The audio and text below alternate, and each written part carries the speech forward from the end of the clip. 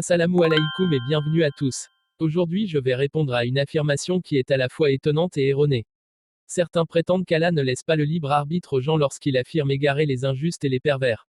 Ce fut le cas de ces soi-disant ex-musulmans, écoutons-les d'abord. Comment Dieu peut égarer quelqu'un? Est-ce que Dieu égare?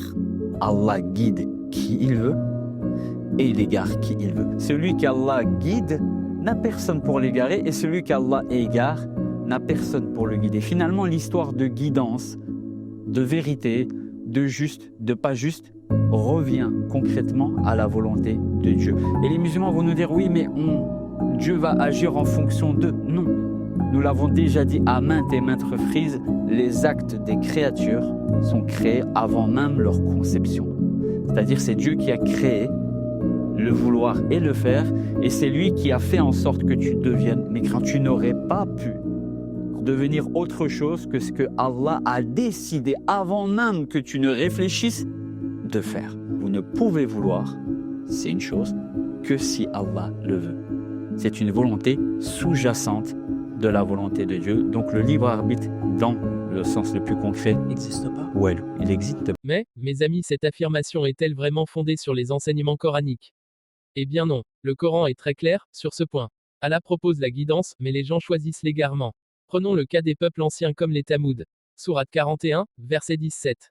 Et quant aux Tamouds, nous les guidâmes, mais ils ont préféré l'aveuglement à la guider. Ainsi Allah propose la guider à tout le monde mais ils ont choisi l'égarement.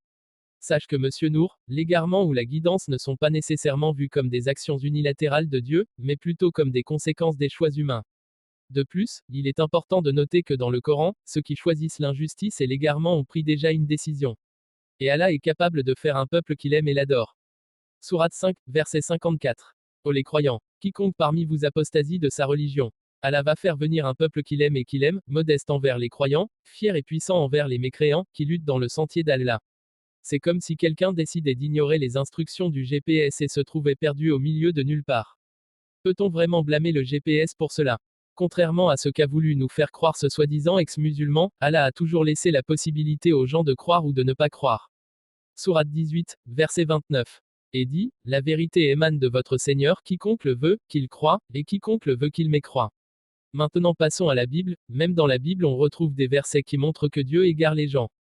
Exode 4, verset 21, l'Éternel dit à Moïse, en partant pour retourner en Égypte, voici tous les prodiges que je mets en ta main, tu les feras devant Pharaon, et moi j'endurcirai son cœur et il ne laissera point aller le peuple.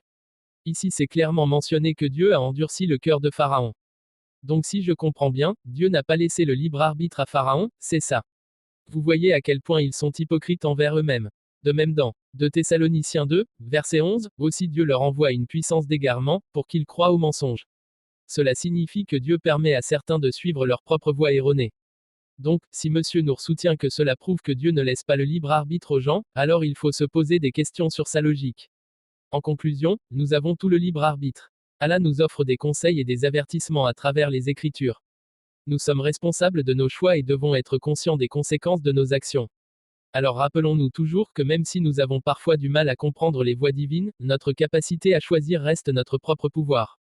Si cette vidéo vous a plu, n'hésitez pas à liker, partager et surtout vous abonner.